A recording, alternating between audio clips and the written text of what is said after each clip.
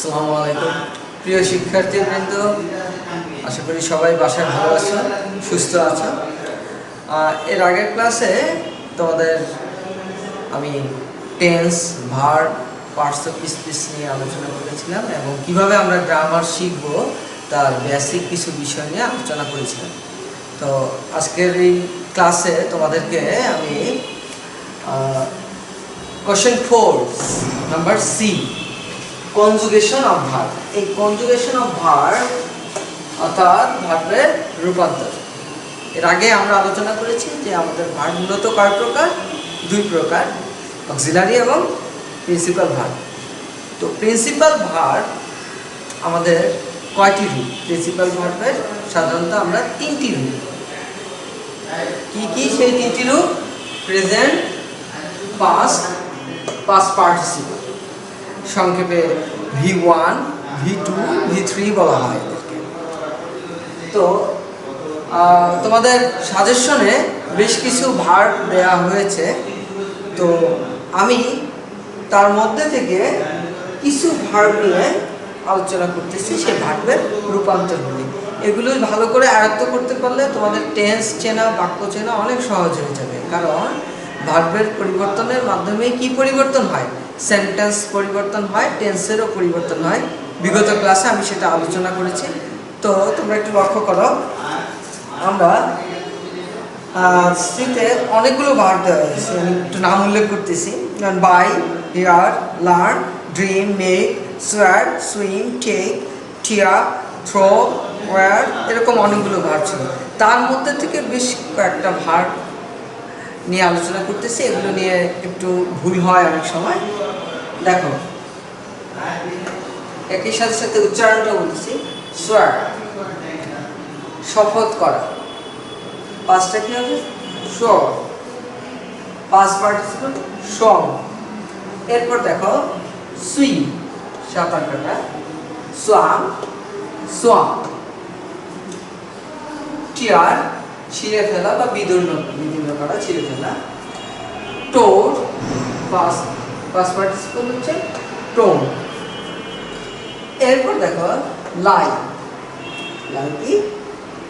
মিথ্যা বলা। লাই নিয়ে কথা আছে একটু। লাই শব্দটা একই রকম, তার গঠন LIE, কিন্তু তার দুটি অর্থ প্রকাশ হয়, দুটি অর্থের লাই ব্যবহৃত হয়। একটি লাই আমরা সবাই জানি, খুব কমন, যেটা মিথ্যা বলা। আরেকটি হচ্ছে শুয়ে থাকা বা কোনো কিছু পড়ে থাকা, এটাকেও লাই বোঝানো হয়। তো লাই যখন মিথ্যা বলা অর্থে, তখন তোমরা কি ব্যবহার করবে? লাইট। পাস্ট পার্টিসিপল একই রূপ, লাইট। তবে লাই যদি শুয়ে থাকা বা পড়ে থাকা অর্থে বোঝায়, সেক্ষেত্রে তুমি লাইট ব্যবহার করতে পারবে না। সেক্ষেত্রে পাস্ট কি হবে? লে। আর পাস্ট পার্টিসিপল হবে নেই। লাইট, আলোকিত করা, আলো জ্বালানো, এটার পাস্ট হচ্ছে লাইটেড, পাস্ট পার্টিসিপল লাইটেড। এখন আরেকটি শব্দ দেখো, আরেকটি ভার্ব, লে। লে নিজে প্রেজেন্ট রূপে থাকতে পারে। লে মানেও কি? শোয়ানো। যদি লে থাকে তাহলে সেক্ষেত্রে তোমাকে দিতে হবে লেট। লক্ষ্য করে দেখো, এখানে লে আছে, এখানেও লে আছে, তবে এটা লাই থেকে আসছে লে, তারপরে নেই। আর এটার বেসিকটাই হচ্ছে, প্রেজেন্ট ফর্মটাই হচ্ছে লে। যদি সেক্ষেত্রে তুমি লেই ব্যবহার করতে পারো না, কি করতে হবে? লেই। এবং পাস্ট পার্টিসিপলটাও লেই হবে। ও, শপথ করা, এটা পাস্ট হচ্ছে ও, পাস্ট পার্টিসিপল ও। আরো বিস্তারিত তোমরা বইয়ে পাবে। আমি তোমাদের সাজেশনের আলোকে এগুলো নিয়ে আলোচনা করলাম। এরপর তোমাদের এখন কোশ্চেন 4 এর ডি নিয়ে আলোচনা করতেছি। এটা হচ্ছে ক্লাসিফিকেশন অফ পাস্ট টেন্স। প্রত্যেকটা টেন্স আমরা জানি, টেন্স কয় প্রকার? 3 প্রকার, প্রেজেন্ট, পাস্ট, ফিউচার। প্রত্যেকটি আবার কয় ভাগে বিভক্ত? 4 ভাগে বিভক্ত। তাহলে 3 4 কত হয়? 12 প্রকার টেন্স। তেমনি প্রত্যেকটাতে 4 প্রকার। পাস্ট টেন্সের কয় প্রকার? 4 প্রকার। সেগুলো কি? Past indefinite, past continuous, past perfect continuous. তো টেন্স বোঝার আগে টেন্সের গঠনটা একটু জেনে নেওয়া দরকার, কারণ গঠনটা যদি তোমার মাথায় থাকে বা গঠনটা যদি তুমি জানো তাহলে তোমার টেন্স চিনতে ভুল হওয়ার কথা না। এর পাশাপাশি অবশ্যই ভার্ব চেনা লাগবে, যেটা এর আগের টপিকসে আলোচনা করলাম, অর্থাৎ ভার্বের রূপ চিনতে হবে। তো পাস্ট ইনডিফিনিট টেন্সের স্ট্রাকচারটা দেখো, subject verb two plus object, অর্থাৎ সাবজেক্ট ভার্বের past form plus object. Past continuous tense কিরকম হবে? সাবজেক্ট প্লাস ওয়াজ অথবা ওয়ার পার্সন ভেবে প্লাস ভার্ব ওয়ান, অর্থাৎ ভার্বের প্রেজেন্ট ফর্মের সাথে আইএনজি যুক্ত করতে হবে প্লাস বাকি অংশ। নাম্বার 3, পাস্ট পারফেক্ট টেন্স স্ট্রাকচারটা কি হবে? Subject plus had plus V3 plus বাকি অংশ। এবার দেখো পাস্ট পারফেক্ট কন্টিনিউয়াস টেন্স কিরকম হবে? Subject plus had been plus verb plus ING plus ETC. এবার দেখো তোমাদের সাজেশন থেকে যে উদাহরণগুলি দেওয়া হয়েছিল সেখান থেকে আমি একটু আলোচনা করছি। এক্সাম্পলটা দেখো, যেমন দ্য গার্ল স্যাং এ সং, এটা কোন টেন্স কি করে চিনবে? প্রথম অংশটুকু কি? সাবজেক্ট। তারপরে দেখো এইখানে কি আছে? স্যাং। এইখানটাই তোমার খুব জরুরি, তোমাকে আগে ভার্ব চিনতে হবে। ভার্ব না চিনলে তুমি কখনোই টেন্স চিনতে পারবে না। এখন দেখো এটা কোত্থেকে আসছে? এটা প্রেজেন্ট ফর্ম কোনটা? প্রেজেন্ট ফর্ম হচ্ছে সিং, কিন্তু এখানে কি দেওয়া আছে? স্যাং। তার মানে হচ্ছে এটি প্রেজেন্ট ফর্ম নয়, এটি কি ফর্ম? পাস্ট ফর্ম, মানে V2 ফর্ম এবং তারপরে অবজেক্ট। তার মানে তুমি নিশ্চিত হয়ে গেলে এটা পাস্ট ইনডিফিনিট টেন্স। কি করে দেখলে? ভার্ব চিনে। এবার দেখো number 2 example, he was flying a kite. তোমাদের সাজেশনে এটা প্রশ্নবোধক বাক্য দেওয়া আছে, আমি সেটাকে অ্যাসারেটিভ করে দেখিয়েছি। হি ওয়াজ ফ্লাইং কাইট, সাবজেক্টটা কি? আবার দেখো একটু কি আছে এটা হচ্ছে গিয়ে থার্ড পারসন। কেমন number? Singular number. First person third person singular number. Third person singular number হলে সেক্ষেত্রে আমাদের কি হবে? ওয়াজ হবে। Was flying. ফ্লাইংটা কি আমাদের? এই ফ্লাইটা হচ্ছে আমাদের মেইন ভার্ব, তার সাথে কি যুক্ত আছে? আইএনজি যুক্ত আছে, অর্থাৎ ভার্ব 1 প্লাস আইএনজি প্লাস বাকি অংশ। তাহলে আমাদের গঠন যেটা ছিল সাবজেক্ট প্লাস ওয়াজ অথবা were, verb plus ING, subject verb auxiliary verb মূল ভার্বের সাথে আইএনজি প্লাস বাকি অংশ। তাহলে এটা কি টেন্স? Past continuous tense. এবার দেখো পাস্ট পারফেক্ট টেন্সের গঠন আমরা যেটা দেখেছি, সাবজেক্ট হ্যাড মূল ভার্বের 3, অর্থাৎ পাস্ট পার্টিসিপল ফর্ম প্লাস বাকি অংশ। তাহলে এটা দেখো, এটা প্রেজেন্ট ফর্মটা কি ছিল? এটা আসছে কোথা থেকে? রাইট থেকে। কি থেকে এসেছে? দেখো রাইট থেকে এসেছে। Right, road, written. Right, road, written. তাহলে রাইট ছিল কি? V1, রোডটা কি? V2, আর এটা কি? V3, অর্থাৎ তোমার পাস্ট পার্টিসিপল ফর্ম। এটা কি? Past participle form. এই পাস্ট পার্টিসিপল ফর্মটা এখানে বসবে। মনে রাখবে পারফেক্ট টেন্সে অলওয়েজ, সেটা প্রেজেন্টের হোক, পাস্টের হোক আর ফিউচার হোক, পারফেক্ট টেন্সে অলওয়েজ অক্সিলারি ভার্বের পরে মূল ভার্বের কোন রূপ বসবে? Past participle plus object. তাহলে এই তিনটা চিনলে। এবার next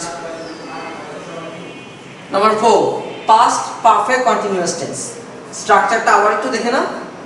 subject plus had been plus verb plus ING, verb 1। লক্ষ্য রাখবে বারবার ভার্ব 1 এর সাথে আইএনজি যুক্ত হয়, কখনোই ভার্ব 2 বা ভার্ব 3 এর সাথে আইএনজি যুক্ত হয় না। সবসময় ভার্ব 1 এর সাথে আইএনজি যুক্ত হয়, সেটা প্রেজেন্ট টেন্সের বেলায়, পাস্ট টেন্সের বেলায় এবং ফিউচার টেন্সের বেলায় একই রকম। এখন একটা কথা থাকতে পারে, স্যার এটা পাস্ট কন্টিনিউয়াস, এটা পাস্ট পারফেক্ট কন্টিনিউয়াস কেন? পার্থক্যটা কোথায়? হ্যাঁ, পার্থক্য আছে। এটাও কন্টিনিউয়াস, এটাও কন্টিনিউয়াস। কন্টিনিউয়াস মানে কি? চলমান, যে জিনিস চলতেছে। সাধারণ যেটা সিম্পল কন্টিনিউয়াস সেটা হচ্ছে অল্প সময়ের জন্য, আর যেটা পারফেক্ট কন্টিনিউয়াস একটু দীর্ঘ সময় নিয়ে আমরা আলোচনা করি, ওইটা দীর্ঘ সময়ের জন্য। তো গঠন অনুযায়ী এটা কিরকম হবে?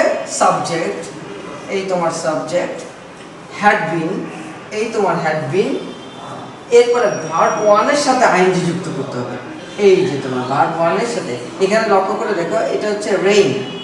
রেইন হচ্ছে কি তোমার V1 প্লাস কি যুক্ত হয়েছে সাথে? আইএনজি। তাহলে কি হলো? Raining since morning. এবার একটু লক্ষ্য করো দ্বিতীয় বাক্যটা, তারপরে আমি আলোচনা করতেছি।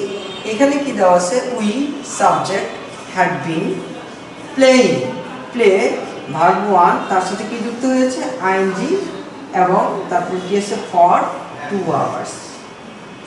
এখন দেখো এইখানে লক্ষ্য করো আমি কি ব্যবহার করেছিলাম? সিন্স। এইখানে কি ব্যবহার করলাম? ফর। এখন দুটোই তো পাস্ট পারফেক্ট কন্টিনিউয়াস, একটাতে কি ব্যবহার করলাম? সিন্স, আর একটা কি? ফর। কেন এই পার্থক্যটা? কেন সিন্স কেন আর ফর কেন?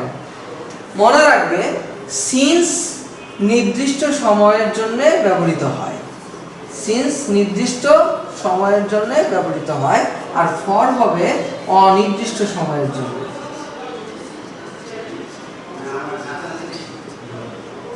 অনির্দিষ্ট সময় কিভাবে আমি একটু বলি। It had been raining since morning.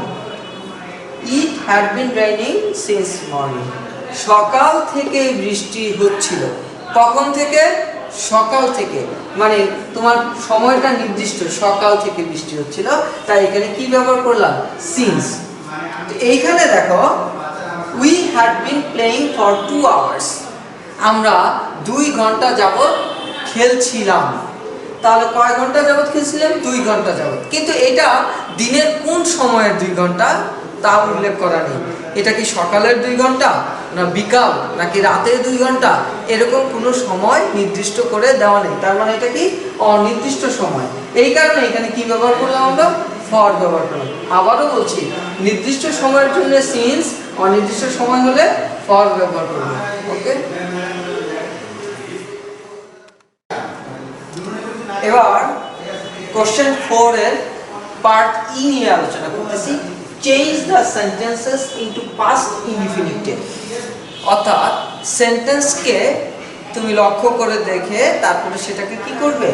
Past ইনডিফিনিটে রূপান্তরিত করবে। কোনটাতে রূপান্তরিত করবে? পাস্ট ইনডিফিনিটে রূপান্তরিত করবে। এখন পাস্ট ইনডিফিনিটের স্ট্রাকচার তোমাদেরকে আবার একটু দেখাচ্ছি। Subject plus V2 plus object. আর কোশ্চেন তৈরি করতে গেলে ইন্টারোগেটিভ সেন্টেন্সের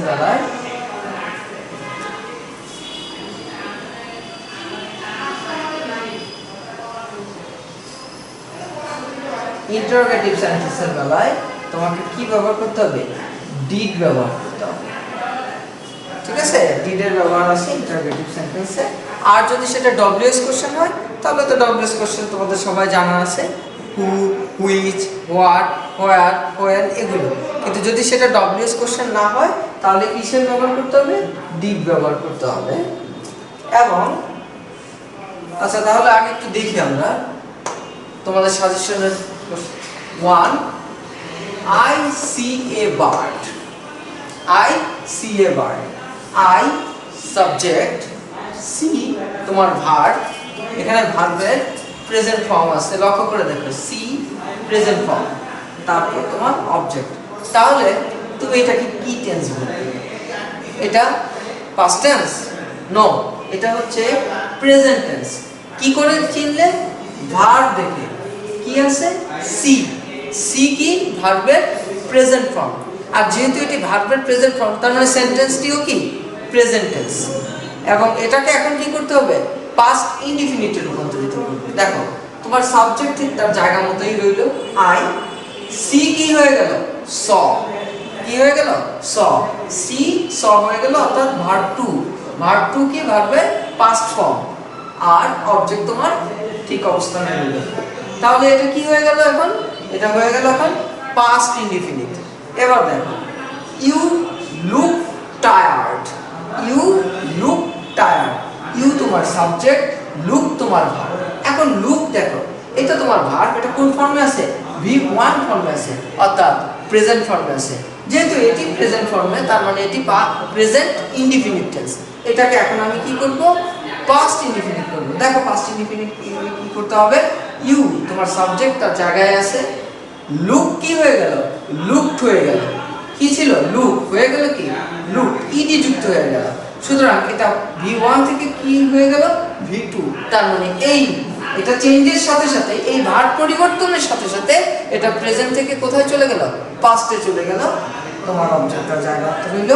এবার কোশ্চেন 3, এক্সাম্পল 3 তে I have heard the news। Okay, I have heard the news। এখন দেখো সাবজেক্টটার জায়গা মতো রইল। হ্যাভ কোন টেন্সের পরিচয় বহন করে? Present tense. প্রেজেন্ট টেন্সে কি ব্যবহৃত হয়? হ্যাভ বা হ্যাজ। কিন্তু পাস্ট টেন্সে আর সেটা রাখতে পারবো না। হ্যাভ কি হয়ে গেল? হ্যাড হয়ে গেল। আগেই বলেছিলাম তোমাদের, পারফেক্ট টেন্স সব সময় মূল ভার্বের কি হয়? Past form, past participle form ব্যবহৃত হয়। মূল ভার্বের কি হয়? পাস্ট পার্টিসিপল ফর্ম ব্যবহৃত হয়। তো এইখানে এইটা পাস্ট পার্টিসিপল ফর্মে আছে, এইটা আর পরিবর্তন করার দরকার নেই।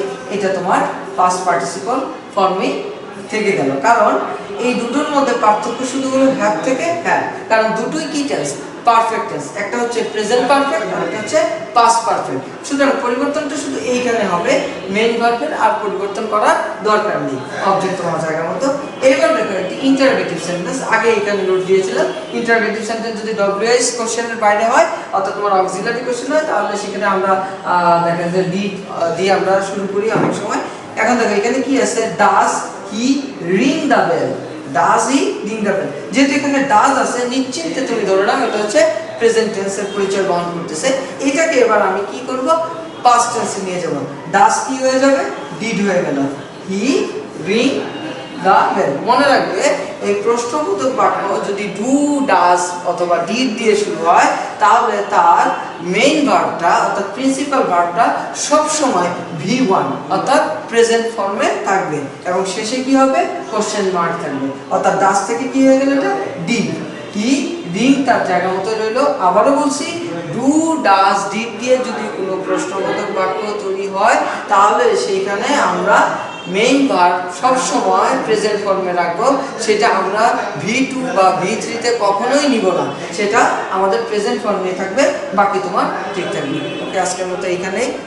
সবাই ভালো থাকবে, সুস্থ থাকবে।